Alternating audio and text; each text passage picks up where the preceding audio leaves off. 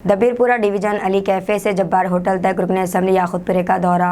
All India मजलिस इत्तेहादुल मुस्लिमीन याकूतपुरे के MLA Jafar Hussain Meraj ने हल्का असम्बली याकूतपुरे के दबीरपुरा कॉरपोरेटर डिवीजन के तहत अली कैफ़े से लेकर जब्बार होटल तक के इलाके का मुआयना किया और ज़ेर इल्तवा कामों और नए बल्दी और आबी मसाइल की तफसीलात हासिल की।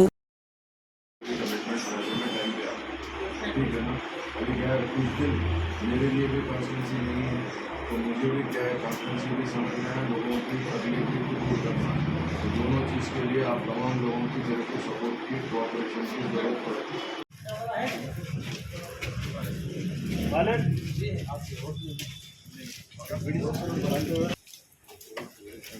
हेलो कहाँ पे हैं?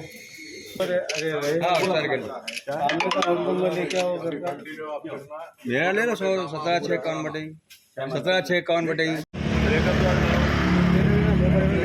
नाइट में हो जाएगा कल स्टार्ट करते हैं। कल नाइट में हो जाता है।